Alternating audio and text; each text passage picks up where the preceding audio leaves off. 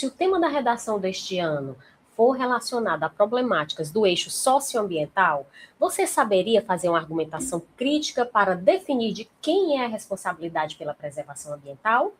Vem comigo nesse vídeo que eu vou te trazer umas orientações importantes a respeito desta temática.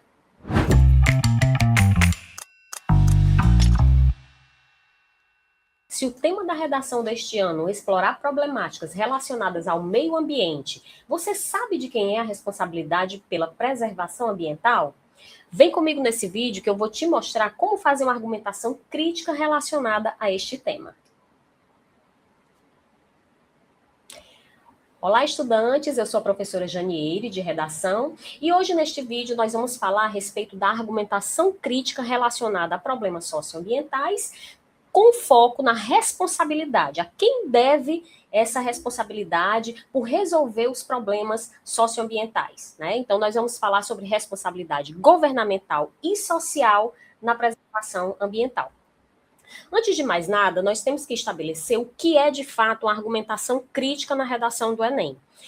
Argumentar criticamente é, primeiro de tudo, defender uma tese clara com princípios cidadãos. Então, um ponto de vista deve ser observável no seu texto, a partir do desenvolvimento dos seus argumentos. Essa tese deve ter princípios cidadãos, princípios que considere que a vida em sociedade é regida por vários dispositivos, como direitos humanos, direitos de viver em sociedade, direito a um meio ambiente equilibrado.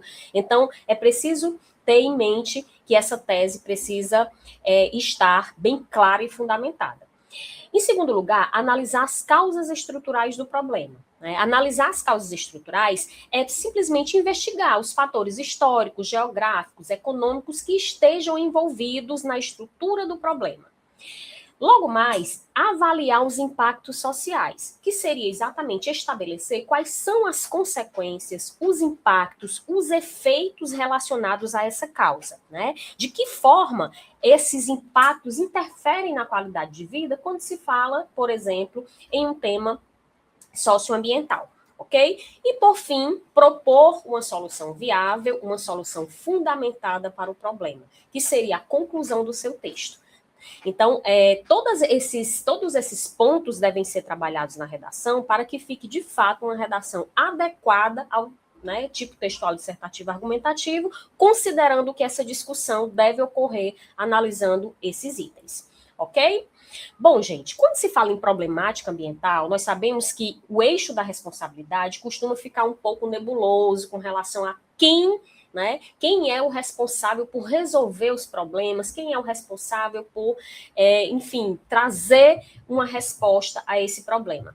E aí, sempre existem as perguntas. A responsabilidade pela preservação ambiental é principalmente do governo? É principalmente da sociedade ou é uma responsabilidade que pode ser compartilhada? Então, é cabível refletir sobre esse eixo da responsabilidade e, de fato, saber interpretar e colocar como uma responsabilidade preferencialmente compartilhada, né? Então, vamos agora entender os fundamentos de cada um desses agentes e em que eles operam, em que âmbitos eles atuam para resolver problemas socioambientais, né?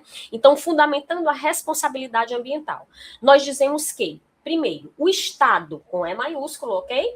É responsável por criar e fiscalizar as leis ambientais. Então, o governo tem essa responsabilidade maior de inserir, de criar, de gerar dispositivos legais que possam coibir, ou mesmo proibir qualquer atividade predatória relacionada ao meio ambiente, ok?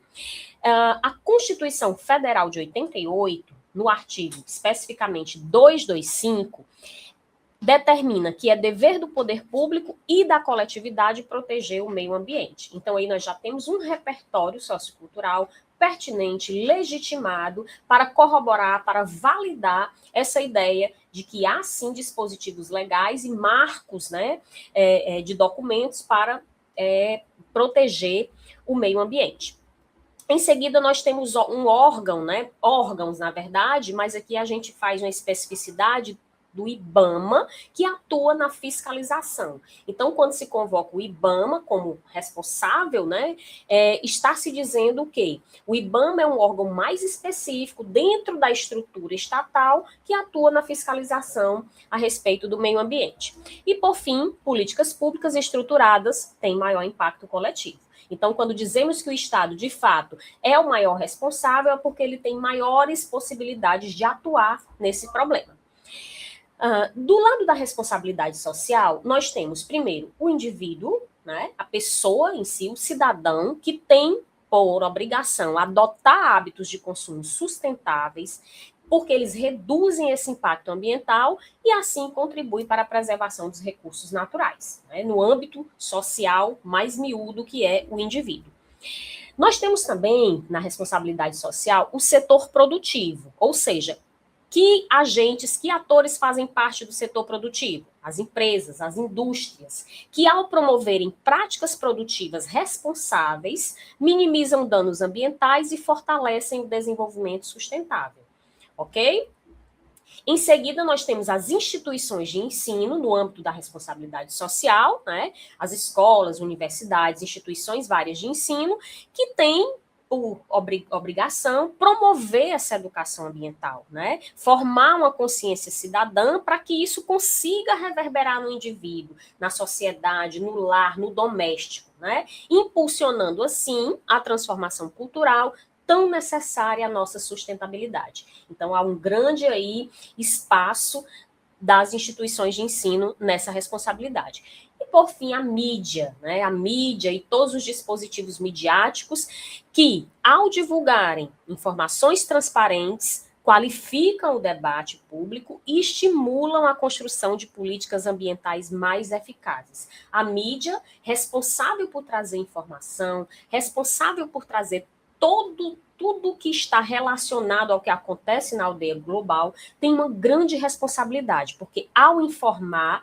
é preciso informar de fato onde o problema está acontecendo, qual é o efeito maior, qual é o prejuízo, né, e onde está ocorrendo esse prejuízo e quem são os responsáveis. Então, a mídia tem esse caráter de denunciar, né, de falar, de expor para as pessoas o que de fato precisa ser exposto com relação aos problemas socioambientais, né? Então, vejam que a responsabilidade social também traz uma série de atores tão importantes quanto o governo, tão importantes quanto o Estado, ok?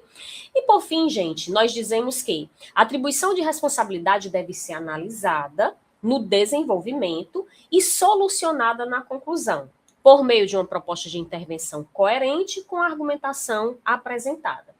Isso quer dizer que você precisa, ao longo do seu texto, trazer essas proposições e essas análises de responsabilidade para que o texto, de fato, esteja adequado, porque quando se fala em problemas ambientais, são temas que não está falando só de natureza, né? Está falando de pessoas, de desigualdade, de políticas públicas, então toda essa análise tem de ser feita ao longo do desenvolvimento. E, obviamente, solucionada por meio da conclusão. Propostas coerentes, viáveis, de preferência propostas que estejam relacionadas a princípios cidadãos, de proteção, de preocupação, e que isso possa, de fato, fazer com que o seu texto fique adequadamente desenvolvido com relação a esses temas. Se você gostou desse vídeo, continue seguindo as nossas redes, né, sociais do Super Enem, continue acompanhando as nossas lives, porque tudo isso que a gente diz de forma um pouquinho mais rápida no vídeo, a gente desenvolve com exemplos, com textos e com orientações muito válidas para que você consiga uma boa nota e uma boa escrita na sua redação. Ok, gente? Eu fico por aqui e até o próximo vídeo.